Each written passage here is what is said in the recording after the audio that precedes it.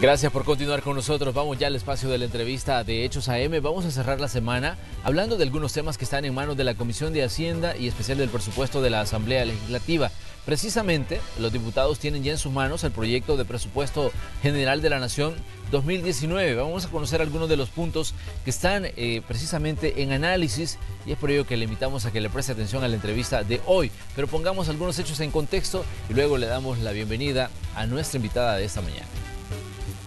El ministro de Hacienda, Nelson Fuentes, presentó el último viernes de septiembre a la Asamblea Legislativa el proyecto de presupuesto general de la Nación para el año fiscal 2019, el cual asciende a 6.733 millones de dólares. Las autoridades de Hacienda aseguran que el presupuesto es congruente con una proyección de crecimiento económico nacional del 2.6% y un déficit fiscal del 3.7% total del Producto Interno Bruto. Del total del presupuesto, 5.921.8 servirán para gastos de funcionamiento, 811.4 millones en inversión pública. El órgano ejecutivo ocupará 3.016.5 millones de dólares. La Asamblea Legislativa, 58.3 millones y 285.7 millones de dólares serán destinados al órgano judicial, dejando así 118.3 millones de dólares a las entidades que conforman el Ministerio Público. Por otra parte, el pago de pensiones aumentó en este presupuesto en 90 millones de dólares, tomando en cuenta la reforma de pensiones. A este rubro se destinará un total de 326.1 millones de dólares. Sin embargo, la polémica se centra en que a más de 2 semanas de presentado en la Asamblea Legislativa, aún no se vislumbra que el proyecto sea aprobado. Hay quienes señalan que los diputados pretenden hacer un combo legislativo con la elección de funcionarios de segundo grado y la aprobación del presupuesto. Algunos dicen que el atraso es para repartirse los cargos. Lamentablemente vamos a llegar, aunque se diga que no, a una distribución de cuotas, ¿verdad? Y en esto yo sí señalaría categóricamente a los dos grandes responsables, que son Arena y FMLN. Es importante mencionar que la Agencia de Medición de Riesgos Moody's recomendó a El Salvador aprobar el presupuesto general de la Nación 2019 en el tiempo estipulado, antes que concluya 2018, y evitar que las elecciones presidenciales retrasen su aprobación. La Agencia de Medición de Riesgos añadió que el presupuesto presentado por el Ejecutivo incluye obligaciones relacionadas con las pensiones y es más realista en su objetivo de déficit que los presupuestos anteriores. Sobre este tema conversaremos esta mañana en la entrevista de Hechos AM. Comenzamos. Así es, comenzamos el espacio de la entrevista correspondiente a este viernes. Estamos cerrando una semana que ha sido un tanto intensa en cuanto a noticias y lo vamos a hacer con una conversación con la diputada Yancy Urbina. Ella es diputada por el FMLN y presidenta de la Comisión de Hacienda y especial del presupuesto en la Asamblea Legislativa. Diputada, un gusto que nos acompañe esta mañana aquí en Canal 12. Muy buenos días, un gusto estar con usted, Manuel, y con toda la amable teleaudiencia que sintoniza este programa en este día. Muchas gracias por invitarme a conversar de este tema tan importante para la vida del país. El ministro de Hacienda presentó el 28 de septiembre el proyecto de presupuesto general de la Nación para 2019. Al mismo tiempo que él hacía la presentación, hacía énfasis también en la necesidad de que esto se apruebe a tiempo. Eso significa que el presupuesto debería estar aprobado antes de que finalice el mes de diciembre. Pero como están las cosas, estamos en medio de una campaña electoral, estamos en medio de una cantidad de temas que se están discutiendo. ¿Cómo ve usted las posibilidades de que este presupuesto pase sin mayor problema, considerando también que necesita una mayoría calificada, que voten 56 de los 84 legisladores, porque el presupuesto lleva también una emisión importante de deuda? Efectivamente, Manuel, este presupuesto 2019 es un presupuesto que presenta esas características que usted nos está señalando. En primer lugar, es un presupuesto muy transparente, en el sentido de que trae en su contenido todos los detalles que son requeridos en la Asamblea Legislativa para poder aprobar un presupuesto de esta naturaleza. Tiene todos los temas de amortización de deuda, brechas fiscales tiene los detalles de todas las carteras de Estado, tiene también los compromisos y obligaciones del Estado, que hay que tenerlas muy en cuenta porque son obligaciones que el Estado no puede dejar de cancelar, y tiene un detalle muy amplio de toda la información. Esa es una característica muy importante que este presupuesto tiene, en el sentido, es transparente, tiene toda la información, está colocando abundante detalle para que todas las fracciones de los grupos parlamentarios puedan conocerlo a profundidad, y hemos iniciado ya esa discusión.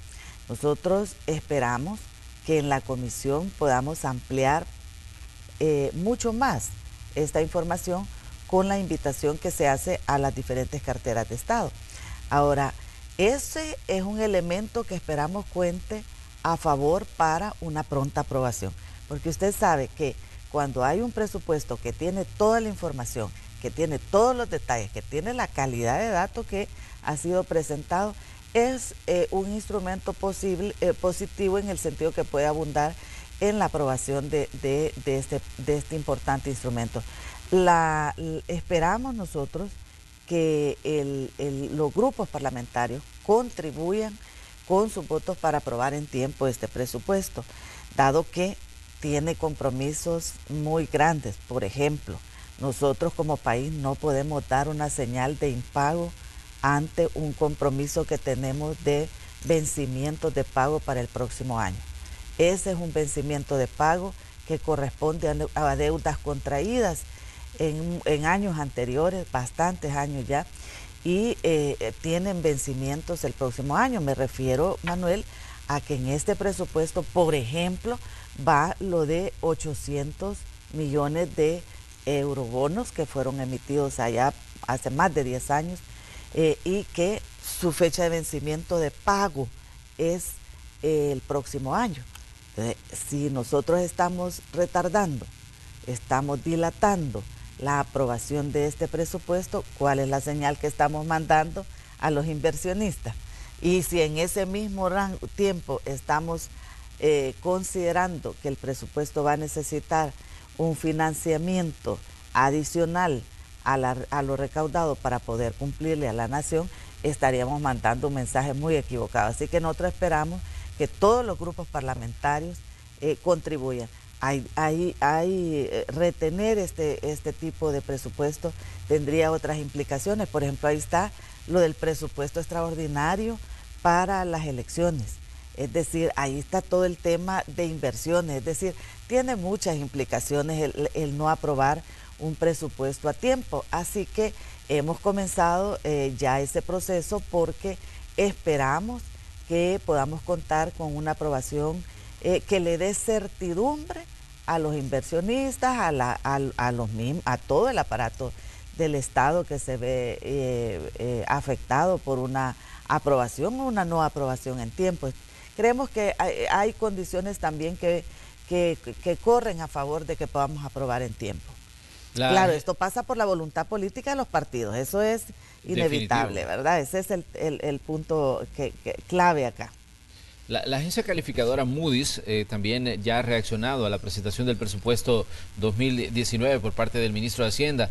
Esta agencia señaló en un comunicado que la propuesta del presupuesto general para 2019, presentada por el ministro Nelson Fuentes a la Asamblea Legislativa, decía, es realista y es una prueba de que la dinámica política entre el gobierno y la oposición está avanzando. Eso es lo que decía Moody's. ¿Cómo toman ustedes que, digamos, se pronuncie un organismo de este tipo y que tiene, pues, hasta cierto punto, cierta influencia importante cuando se habla de diferentes situaciones de las dinámicas económicas de los países y fiscales también? Es un comentario positivo, Manuel, porque reconoce que es un presupuesto realista en el sentido de que este presupuesto tiene una estimación muy apegada a la realidad de lo que pueden ser los ingresos, que en otro tiempo han sido cuestionados, porque usted se recordará que hace muchos años se hablaba de que cuánto realmente era apegado el tema de ingresos a las realidades de las contribuciones de nuestro país. Este es un presupuesto que tiene toda una base muy firme en el tema de posibles ingresos de país, la estimación de ingresos de país.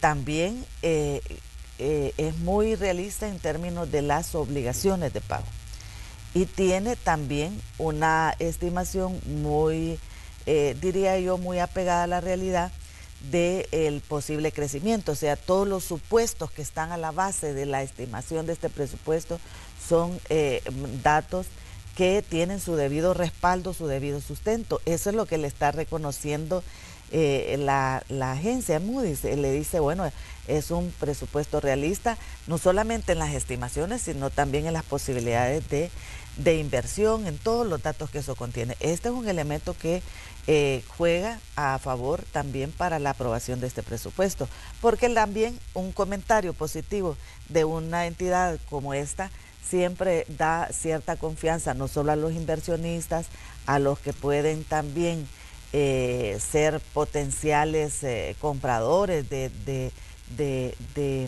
deuda, sino también a todos aquellos que están interesados en hacer inversiones en nuestro país. Le da certezas también a todos aquellos que están disponiéndose a generar fuentes de empleo, a crear empleos, a crear empresas que tiendan también a dinamizar y a estimular la economía nacional. O sea, es un factor que juega a favor. Hay otro elemento importante, declaraciones que daba el ministro de Hacienda, Nelson Fuentes, decía que este es un presupuesto para 2019 bastante justo y que ve difícil encontrar recortes para transferir dinero de una cartera de Estado a otra, como se ha hecho en años anteriores. Ustedes que ya comenzaron el estudio de este plan de gasto, ¿cómo ven la situación? El presupuesto es bastante rígido, yo le diría en un 81%, porque son compromisos adquiridos que ya están establecidos y fijos. Le pongo un dato: solo el tema de amortización de deuda es el 27.1% de la participación total del presupuesto. Este es un tema importante, usted no puede dejar de emitirlo. Tampoco puede dejar de emitir, por ejemplo, las transferencias a FODES. Todas las transferencias que se hacen desde el Estado, esos son compromisos. El tema de remuneraciones, este es un tema que usted no puede dejar de cancelar, no puede hacer modificaciones muy grandes, porque el tema de remuneraciones es una de las partidas que tiene poco más de 1.900 millones de dólares, es decir, son, hablando de porcentajes globales de presupuesto. Entonces, hay ciertamente un porcentaje importante que es bastante rígido, en el sentido que está difícil hacer modificaciones. Pero ¿qué tanto se ha movido, digamos, la partida de remuneraciones? Que esta es una de las áreas que a veces se ha cuestionado, que se dice que una buena parte, la tajada mayor del presupuesto se va en el pago de salarios, en el pago digamos, a todas esas personas que trabajan en todas las instituciones del Estado, y que en determinado momento se decía, bueno, la oposición decía en algún momento, miren, hay que quitar cierta grasa. Ya lo vimos lo que pasó en la Asamblea Legislativa con las decisiones que tomó el actual presidente Norman Quijano, que decía de que se pagaba, digamos, a muchísima gente que incluso no laboraba. Pero ¿qué está pasando, digamos, cuando se revisa el resto de todo el Estado, para ver cómo está funcionando y cómo se está moviendo el tema de remuneraciones, cuántas plazas se están creando? Todo esto realmente hasta cierto punto se vuelve un punto de discusión importante del presupuesto cada año, ¿no? Sí, cuando usted compara, por ejemplo, el rubro de remuneraciones, el 2019 respecto al 2018, prácticamente el crecimiento es de 84 millones de dólares. ¿Dónde está ese crecimiento? No está tanto en la creación de plazas, sino también está mayoritariamente en buena parte de lo que tiene que ver con escalafones.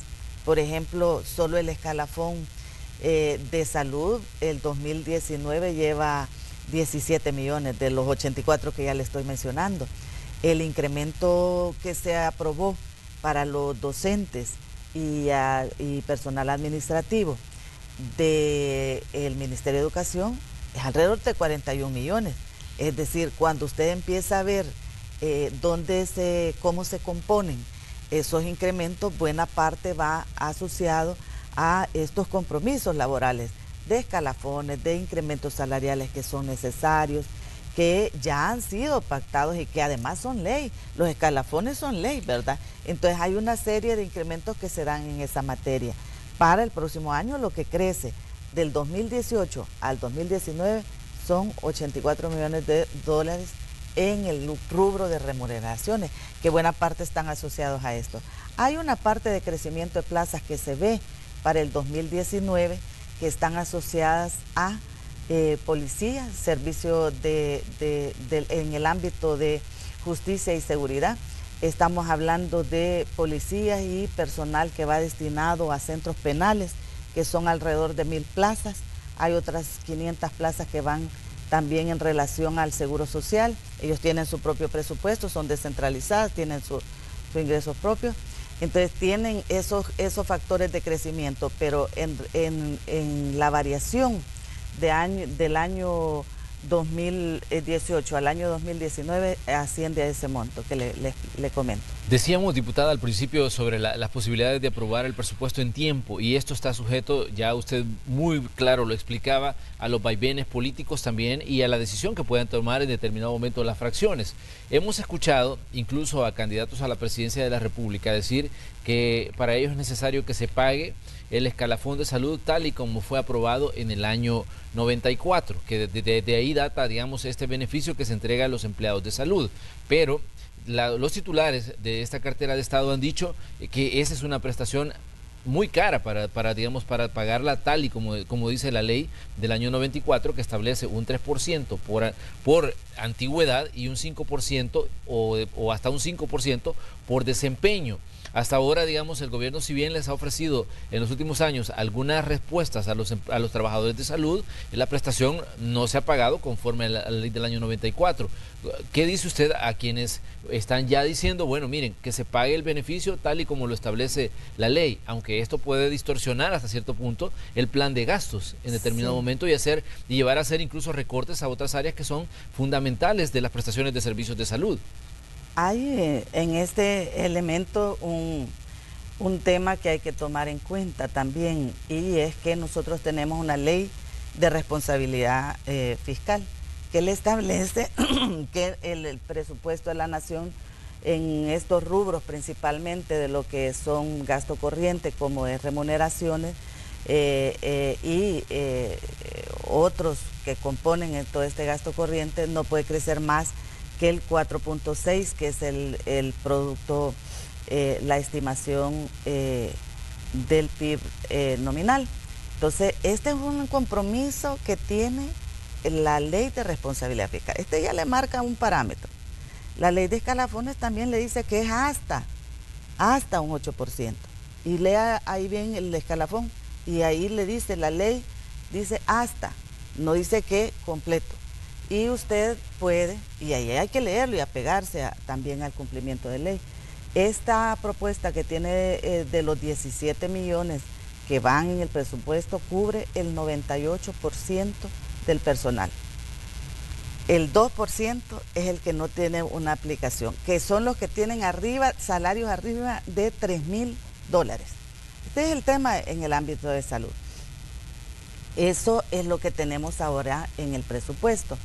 Ahora, son compromisos laborales, no solamente con el tema de salud, es también con educación, es también con policías, que tiene su propio escalafón, es decir, todas las entidades que tienen contratos colectivos, que tienen escalafones ya aprobados. Y lo que se requiere es que también tengamos un cumplimiento en relación a la ley de responsabilidad fiscal, que pone un parámetro también en ese ámbito, ¿verdad? Entonces, este presupuesto cumple también con ese parámetro que tiene la ley de responsabilidad fiscal.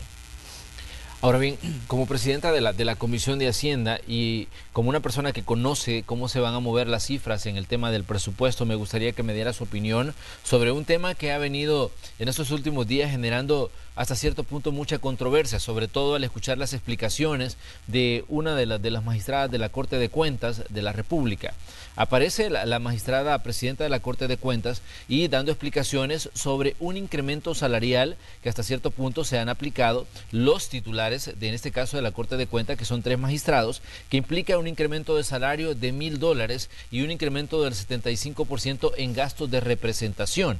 de pronto esto es una de las cosas que más se ha cuestionado, el tema de los beneficios que reciben en determinado momento. A los diputados les ha llovido sobre mojado cuando se ha hablado de algún tipo de beneficio que tenían o que tienen, digamos, como parte del trabajo que desarrollan.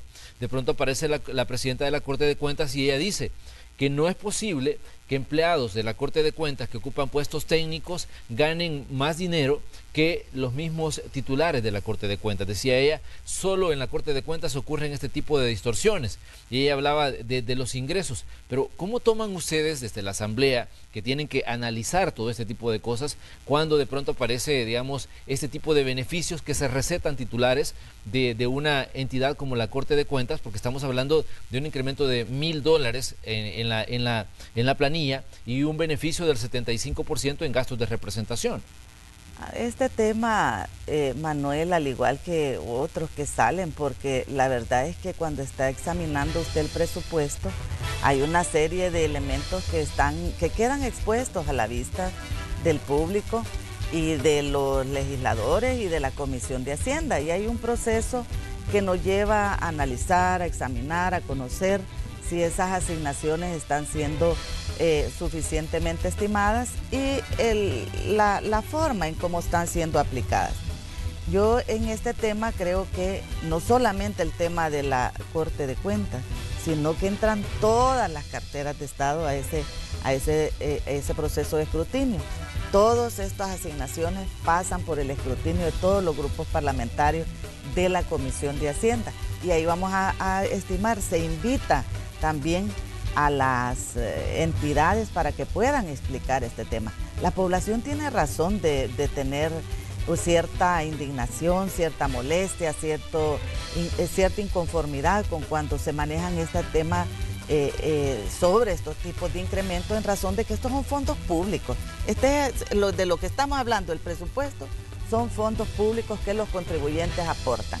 Y en ese tema habrá que analizarlo, ¿verdad?, también en ese ámbito. Lo mismo nos preguntan muchas veces con relación a las asignaciones de la Corte, porque por ejemplo la Corte Suprema de Justicia hoy presenta un incremento de $18 millones y a usted también, como yo, ha escuchado muchas veces que también se hacen asignaciones de bonos, se hacen asignaciones de otro tipo, que la población también muestra cierta inconformidad. Nosotros vamos a examinar, Manuel, este presupuesto en todas sus partes, no solamente lo de una entidad, sino lo de todas las entidades a las cuales se le están haciendo estas asignaciones y habrá que examinar si este tipo de asignaciones tienen o cuentan o no con la aprobación del resto de grupos parlamentarios.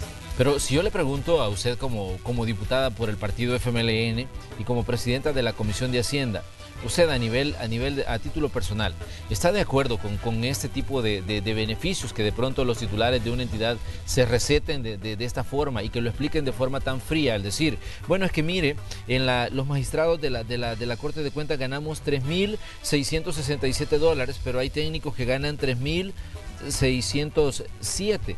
Entonces, y dice ella, no puede ser posible que un técnico gane más que un titular, y es por eso que nosotros estamos siendo coherentes a la hora de presentar este proyecto y decir, nos recetamos $1,000 de incremento salarial y 75% en gastos de representación. De acuerdo a algunos estudios que se han hecho, estas personas estarían ganando un estimado casi de $7,000 al mes.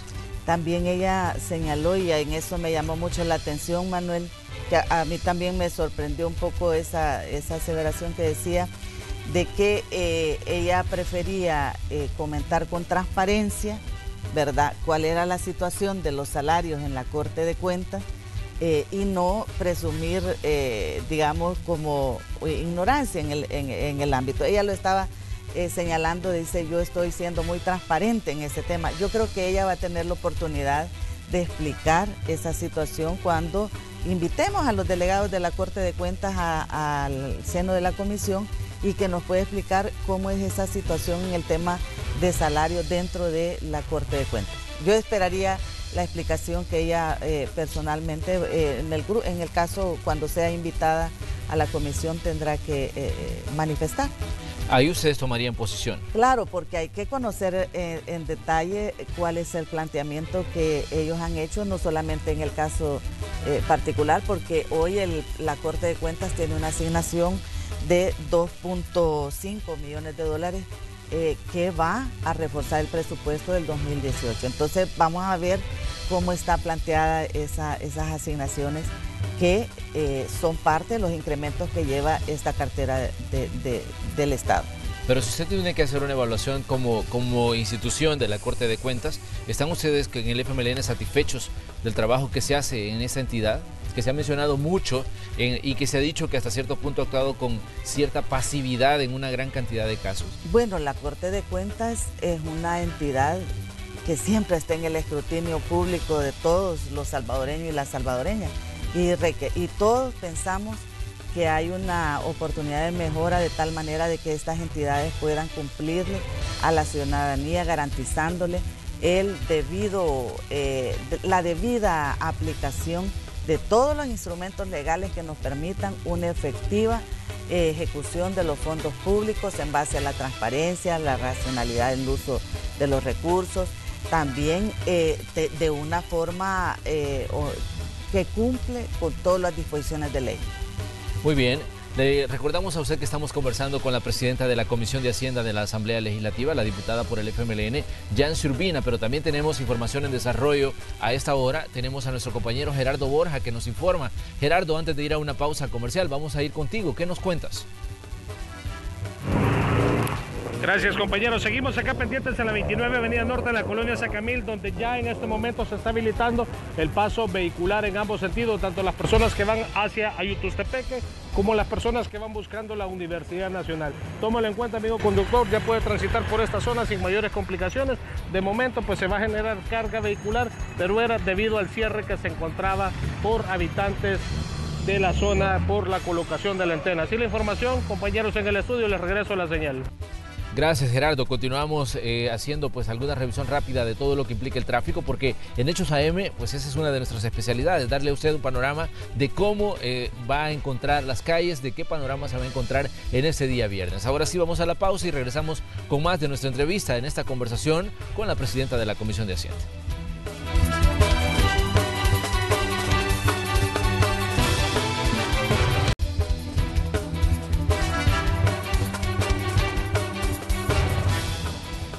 Esta mañana en el espacio de la entrevista de Hechos AM conversamos con la diputada Yancy Urbina, diputada por el partido FMLN y actual presidenta de la Comisión de Hacienda de la Asamblea Legislativa. Estamos hablando del presupuesto general de la Nación 2019, que está en manos de los diputados desde el 28 de septiembre, cuando fue presentado por el señor ministro de Hacienda, Nelson Fuentes, para que los legisladores pues hagan su trabajo y procedan al proceso de aprobación y análisis de todas las cifras que están contenidas en este plan de gasto. Diputada, una de los cuestionamientos que hacía de entrada la oposición en la Asamblea era la emisión de deuda que trae este presupuesto. Decían ellos de que el país se continúa endeudando, aunque también parte de la deuda que usted ya nos explicaba es, digamos, son bonos que se emitieron años atrás y que ahora pues hay que cancelarlos. De hecho, en 2019, diciembre, son 800 millones los que El Salvador tiene que cancelar como parte de esa deuda de largo plazo que se adquirió en determinado momento. Sí, esta parte es importante, Manuel, que la tengamos muy en cuenta.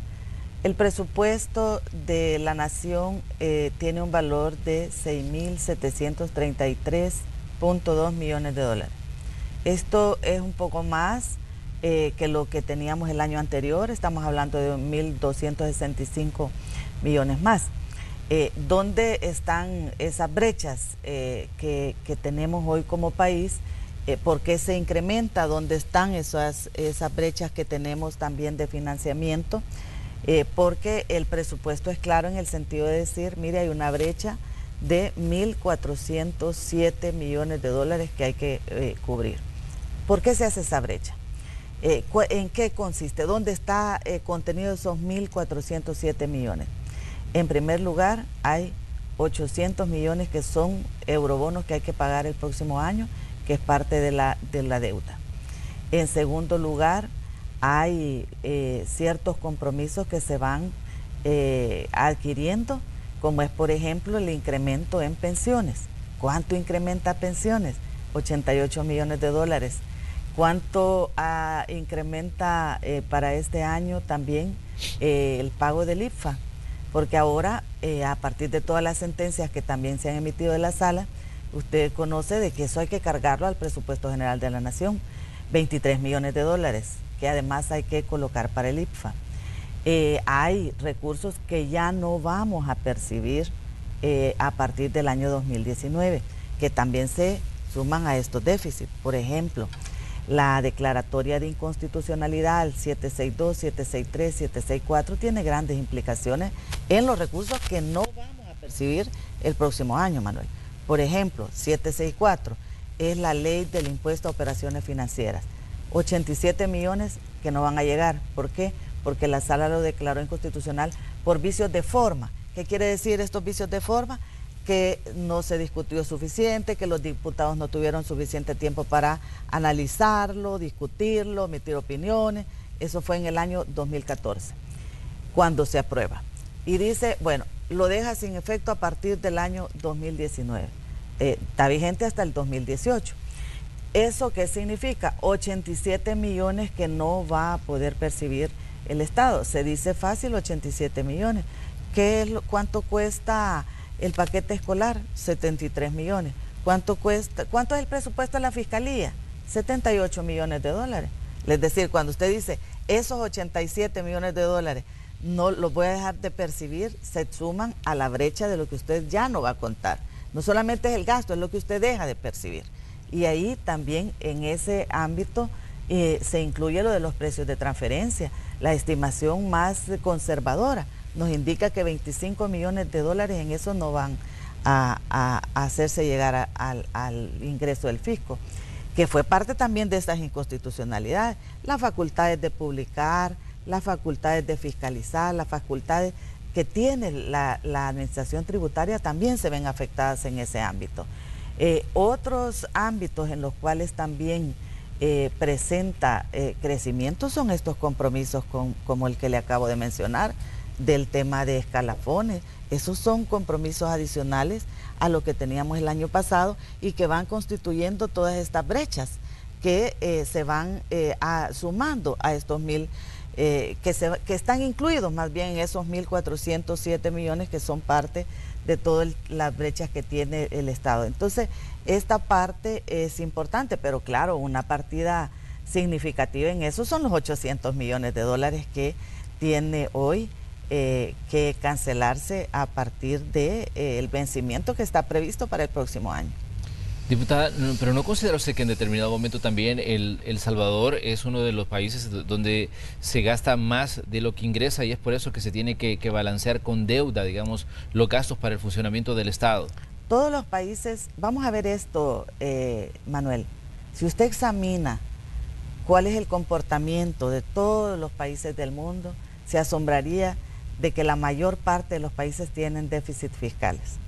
No somos el único país, esa es la primera de las cosas.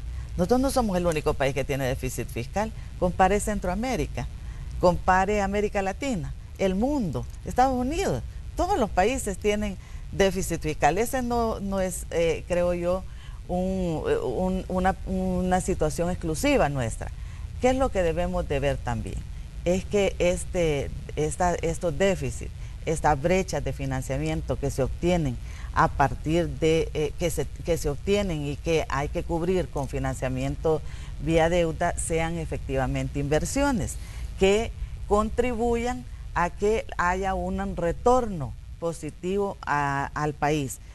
Por eso, por ejemplo, este presupuesto lleva 1.009 millones en inversiones, ¿verdad? Usted acá tiene proyectos importantes que van a construirse, que son generadores también de activación económica, que son también generadores de empleo. Me refiero a toda la inversión, por ejemplo, que se hace en carreteras, construcción de hospitales, construcciones de todo tipo, son generadores de empleo y también estos activan la economía. Por ejemplo, todos los paquetes escolares. ¿Quién provee de paquetes escolares al Ministerio de Educación? Lo proveen las pequeñas y medianas empresas. Esta es una activación importante. Tienen más de 3.000 empresas pequeñas que están cubriendo este tipo de servicios. Depende de cómo usted analiza el tema del presupuesto, porque sí, también es cierto que las inversiones hechas en presupuesto tienen un efecto positivo en la economía. Y también los estudiosos de la economía le dicen de que recortar también la inversión y recortar también el gasto tiene también afectaciones negativas en la economía, en el desempeño del crecimiento económico. Entonces, lo que queremos ver es también desarrollemos el presupuesto como un instrumento que puede contribuir a la activación económica. Eso pasa por una muy buena selección de inversiones. Ahí es donde usted tiene, y el público también lo tiene, tiene razón en el sentido de ver cuánto vamos a cargar al rubro de remuneraciones, cuánto cargamos al rubro de inversiones, cuánto está destinado a programas sociales, porque una cosa que no hemos hablado hoy es el beneficio que tiene también el presupuesto en la población, en los ciudadanos, en las ciudadanas. Usted hoy está planteándose el acceso gratuito y efectivo en el tema de educación. Pero hay es diferentes... decir, puede tener diferentes lecturas también el presupuesto. Pero hay diferentes puntos también de las soluciones que se pueden ofrecer para mejorar los ingresos que tiene hasta cierto punto el fisco. Por un lado, leíamos estudios del Fondo Monetario Internacional que dice, señores, hay que incrementarle 2 puntos al impuesto al valor agregado. Esa es una de las soluciones. Focalicen el tema de los subsidios. Estas son, digamos, algunas de las fórmulas que ofrece el organismo como el Fondo Monetario Internacional. Sí. Pero por otro lado también podemos recordar declaraciones que daban ministros como Carlos Cáceres, quien estuvo durante un buen tiempo en la cartera de Hacienda, que decía también que era necesario combatir con mayor fuerza la evasión y la elusión fiscal. Entonces, ¿qué se está haciendo, digamos, en la Asamblea y cuáles considera usted podría ser la solución, digamos, que menos impacto tenga en el ciudadano? Porque si hablamos definitivamente de aplicar una fórmula de incrementar la carga impositiva, eso repercute directamente en la vida del país. Pero también es una realidad que El Salvador está perdiendo miles de millones de dólares en impuestos que no están siendo pagados. Ese tema me parece a mí muy importante. Si usted me pregunta a mí cuáles son las rutas que, en mi opinión, debemos explorar y debemos avanzar significativamente en el combate a la evasión y la elusión. Ese para mí es una ruta importantísima. El último de los informes que presentó el ministro Cáceres hace unos meses estimaba en 750 millones la evasión en el tema de IVA. A propósito de eso, hay una propuesta en la Asamblea Legislativa de aprobar una inversión en 30 millones de dólares para la implementación de la facturación electrónica. Este es un instrumento importantísimo que hasta el BID tiene un compromiso con esto también, con el país, de financiar con 30 millones de dólares la puesta en vigencia de eso. ¿Qué significa? Que la factura electrónica en breve es que el establecimiento comercial emite la factura, esa información automáticamente está registrada en Hacienda. Esto que nos va a permitir justamente mejorar la recaudación y asegurar que hay un mayor control a ese tipo de prácticas de evasión del impuesto, porque muchos lo cobran pero no lo enteran al fisco. Y en eso estamos buscando la implementación. Ese es un gasto que es inversión que viene a invertir 30 millones de dólares, pero que nos reportaban que en el primer año de implementación le puede tener un retorno de hasta más de 200 millones de dólares, casi 270 millones de dólares. Entonces, ¿eso qué le va a implicar? Esa es una ruta importante, Manuel, para mí, que debemos de aprobar. En la semana anterior hemos estado discutiendo, esta misma semana también en la Asamblea, en la Comisión de Hacienda, la aprobación de este préstamo. Yo espero que los grupos parlamentarios definan su aprobación a este importante proyecto. Prácticamente todos los partidos han definido, excepto Arena. Estamos esperando que den su aprobación porque, como usted bien lo señala, son 56 votos los que se requieren. Para eso necesitamos que el grupo parlamentario de Arena dé sus votos para poder aprobar este proyecto para la implementación de la facturación electrónica, que es un instrumento para luchar contra la evasión. Es un instrumento tecnológico muy importante. Debemos de dar el paso como país. Hace un par de semanas vi las noticias de que lo había implementado Panamá.